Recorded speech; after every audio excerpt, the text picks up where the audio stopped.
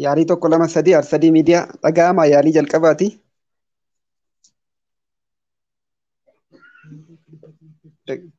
Egaa warri affeeramtanii tarii seenuudhaaf yaalii gochaa jirtan kun miidiyaa ar-sadiiti. Sagantaan keenya irraa boroo ilaalchisee boroon maal kan jedhu ta'a. Tarii gaaffii fi yaada hoo qabaattan karaa telegiraam guruppii sanaanis erguu dandeessu. Amma kallattumaan boroo maalii kan jedhutti hiikaa fi maalummaa boroo akkasumas bu'uurri waa hunda Oromoo boroodha jenneerra. Bu'uurri kun maal fa'i? Akkamittiin immoo boroorraa kaamee gara sirna gadaatti seenama kan jedhu irratti hubannoo qabnuu fi waan agammaan dura manguddootaa fi hayyoota irraa hubanne isin hubachiisna. Yaada fi gaaffii qabdan karaa telegiraam guruppii sanaan dhiyeeffadhaadha. Warri kallattiin seenuu dandeessan immoo asumatti sagaleen dhiyeeffachuu dandeessu yaada qabdan. Amma garuma qophii har'aaf dhiyeeffanneetti isin dabarsina. Qophicha kan isinii dhiyeessu Sisaayittiin dabarsaa hordofaadha. Gaaffii qabdanis qabachaatuma itti fufna.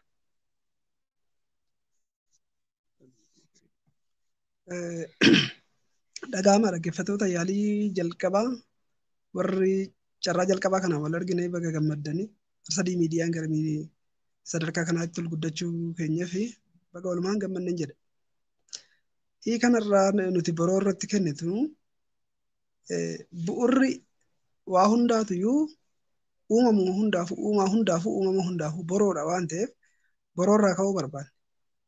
Boroo jechuun boroo baaddoon gora ta'edha. Oromoon dhugaa mammaaku. Boroo jechuun waan abbaa qabu bu'ura waan tokkoo yookiin maatii jechuun boroo warra sanii jedhaman boroo fuula waaqaa jedhan.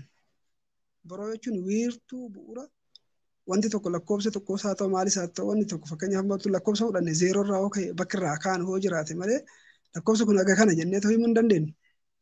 Kanaaf boroo jechuun bu'ura bakkee irraa ka'an sana irraa madde wanni sun irraa madde sanas wiirtuu waan sanaa jechaadha. Kana bu'urri Oromummaa jalqabaa boroodha. Boroo jechuun immoo akka maatiitti yoo fudhanne boroo warra keenyati boroon abbaa keenyati jechaadha. Bakka haati fi abbaan keenyatti wal argan boroo jechuun diinqa walakkaa boroodhaan duuba karaan hin jiru. Boroodhaa gaditti 8 boroo jedhanii boroon suni marsaa 8 qabdi. Oo sana keessatti bakka 8tti qoodamti. Walakkaan ishee keessi 4tti qoodamti. Wiirtuun ishee immoo tokko. Boroo jechuun waan sana 8 boroo 7 gulantaa jedhu Oromoon hobbifatu. Boroodhaa gaditti gulantaatu jira. Kanaaf boroo jechuun bu'uura bakka itti dhalanne bakka abbaa fi haati keenya itti wal argan bakka nuti irraa uumamne bakka itti jalqaba dhalanne oduunillee bakka reeffi keenya yookiin reeffi warra diinqa ga'ee haa ba'u jedhan namni utuu alatti illee du'e manaan ga'anii manaa baasanii boroo sanitti reeffallee dhiqanii baasanii achitti dhalannes waan ta'eef jechaadha. Akkasuma boroon immoo boroo waaqaa jirti. Boroon barii ta'edha. Barii waaqati jechaadha. Inni sun boruudha. Oromoo fuulli boruudha. Boruu fuula waaq lafaa jedhan. Boroon kuni fuula bariiti yookiin boroo ganama hoggaa diimatu biiftuun hoo baatu bariitu sanaa jechaadha. Kanaaf waan illee boroo qaba. Namni illee boroo qaba. Waanumti boroo dhabe hin jiru jechaadha. Fakkeenyaaf keemistirii keessatti yoo fudhanne niwukilasii jechaadha. Niwukilas elektiroovaalaansiyoonni waan irra naanna'an niwukilasii orbitiin irra naanna'an sana walakkaa niwutiraalis poozitiifiis negeetiifiis kan hin taane niwukilasii waan jedhamu jira miti keemistirii keessatti otoo niwukilasii sun yookiin maal jedhama walakkaan sun niwukilaasiin sun otoo hin jiraanne niwutiroonii pirotoonii pirotoon kan jedhamu sun otoo hin jiraanne chaarjiin poozitiifiitis chaarjiin negeetiifiitis hin jiru jechaadha. Kanaaf boroo jechuun ka'umsaa jechaadha. Boroon duuba diinqa boroon duuba karaan nama dabarsu miti. Akkasuma waaqan duuba karaan nama dabarsu jechaadha. Boroo fuula waaq lafaa. Boroon biiftuun boroon baatti bakkalchi boroon ba'a. Kanaaf boroo jechuun fuula waaqaa lafaati. Bu'uurri waama hundaatiyyuu egaa wanni jalqabaa uumamni illee boroodhani wanni sana keessaa bahu hin jiru. Utuu gara gadaatitti hin deemin, utuu gara gosaatitti hin deemin, utuu gara eenyummaatitti hin deemin waanuma tokko illee hoo jiraatanii miti jiraachuudhaaf wanti tokko seentarii yoo qabaate wiirtuu yoo qabaate. Kanaafiyyuu wanti irraa ka'an bu'uurri tokko hoo jiraate waan jiru irratti haasa'anii miti. Kanaaf waan jiru sun jalqaba wiirtuu qaba. Wiirtuu suni boroodha. Afoola keessatti illee maal jedhama bara mootoma akkoo manooyyee waaqa sanqisaa lafa sanqisaa mana naa ijaaraa jennaan waan godhan dhabnaan boroo abbaa dongorata dongorii nu agarsiisii jedhanii jira. Bara akkoo manooyyee sirni gadaan jiru mootoma dubartiitu jira. Sana dura illee oduu gadaanuun uumamin dura hiika boroo beekaa jechaadha Oromoon.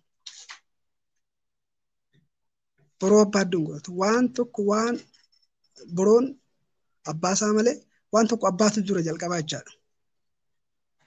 Kanaaf hiikuma waan hundaatifuyyuu waanuma galee dhalate hundaafuyyuu oma feete illee yoo fudhanne wanni wiirtuu dhabe hin jiru boroodha jechaadha wanni sun. Kanaaf boroon waa waaqaa dubbanne, waan namaa dubbanne, waan lafaa dubbanne, waan waajiraa kana dubbanne fiiziksii fi keemistirii yookaan waanuma biraati illee yoo dubbatte wanni hunduu wiirtuu qaba. Lakkoofsumti mataasaa zeeroo qaba. Zeeroon oduu hin jiraanne poozitiivii yookaan negeetiivii lakkoofsa jedhamu kun eessaa dhufa? Bakka waan jirretti waa lakkaa'uun bu'uurri irraa kaatu jechaadha. Kanaaf boroo wiirtuudha.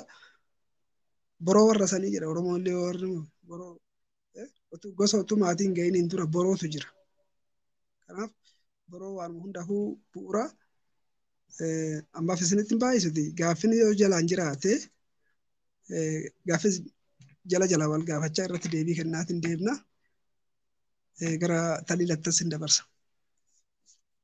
Hordoftoota keenya gaaffiin yoo jiraate yookiin immoo wanti ifan taane yoo jiraate tarii asirratti namni online amma nu hordofaa jiru hin jiru yaalii jalqabaati waan ta'eef waraabbiin kun karaa yuutuubii boodarraa argatuu ni danda'u. Namni har'a amma onlaayinii seenuu hin dandeenye sun egaa hanqina yaalii guyyaa jalqabaatti tokkoffaa bakki jirurra ibsaan qabu neetworkiin irra rakkisaatiin jira akkasumatti yaalii maaf har'aa fi amma kana eega jenne kanarratti hundoofne gara fuulduraa boroos irraa kaanee haga gosaa fi gadaa ga'utti gosa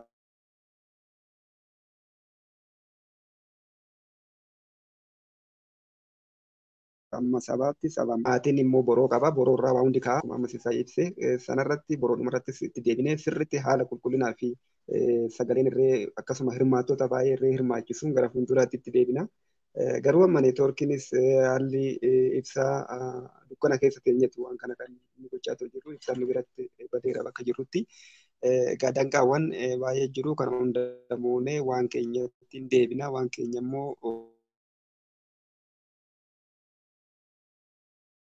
hanga hubanne wal hubachiisaa itti fufnaa obsumaan hunduma isaayyuu ni moona afaannu tarii amma yuutuubii irratti booda yoo argattan gaaffii yookiin immoo yaada amma boroo dhaalchisee isaa dhiyeesse irratti yoo qabattan karaa teelegiraam guruupii sanaan gaaffii keessan yookiin yaada keessan barreeffamaan ibsachuu dandeessu.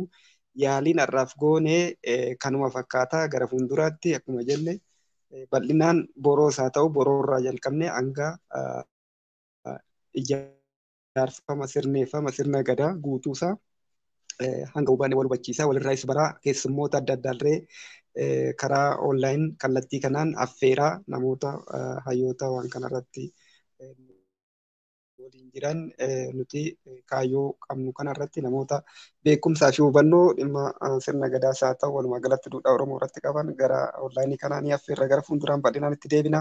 Har'aaf nu haa ga'u galatoomaa ulfaadhaa.